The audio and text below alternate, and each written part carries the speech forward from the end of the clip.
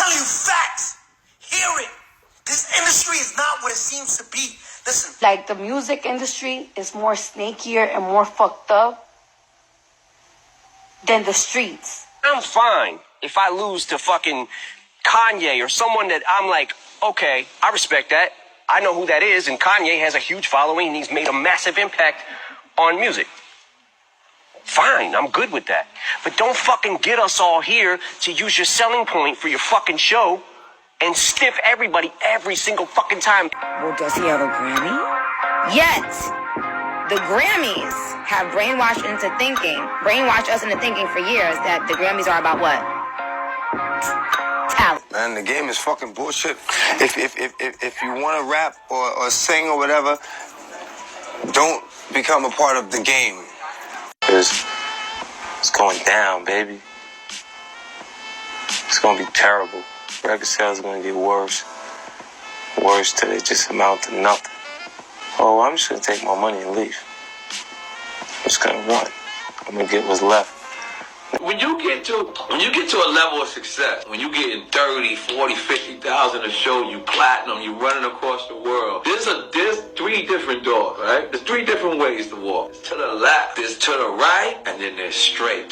Straight is you're on your own. Let's see if you continue this success, young man. Let's see if it's all about your skills, young man. Let's really see that. You went straight. To the right, I'm not sure if that's the home shit right there. And then there's to the left, I'm not sure if there's some sacrifice going on right there. You can't make it to the real party because somewhere, if you're not a homosexual, they got a filtering out process. Yeah. Because, Are you saying? Yeah, go ahead. Somebody at G-Unit tried to get you, bro? See, look, you trying to sensationalize it. What I'm saying is, I'm trying to figure it out. I just told you, when you in this business, right, and you got talent, they want you because you got influence. So if you got the potential to be influential, they want you. Not because you're talent, because they could use you as a tool to push their agenda.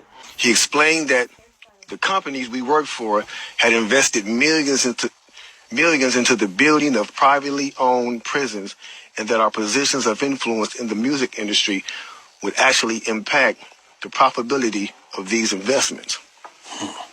Then he says, I remember many of us in the group immediately looking at each other in awe and confusion.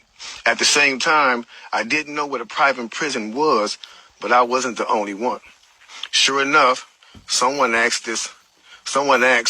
what these prisons were and what any of this had to do with music. We were told that these prisons were built by privately owned companies who received funding from the government based on the number of inmates. The more inmates, the more the government would pay these prisons.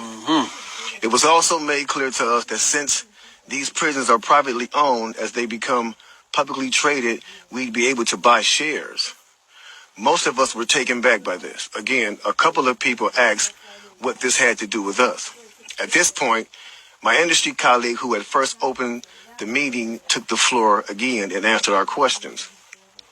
He told us that since our employees had become silent investors in this prison business, it was now in their interest to make sure that these prisons remain filled. Our job would be to help make this happen by making music which promote criminal behavior, rap being the music of choice. He assured us that this would be a great situation for us because rap music was becoming an increasingly profitable market for our companies, and as employees, we'd also be able to buy stocks in these prisons.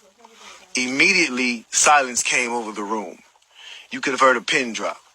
I remember looking around to make sure I wasn't dreaming and saw half of the people with dropped jaws. My daze was interrupted when someone shouted, "Is this a fucking joke?"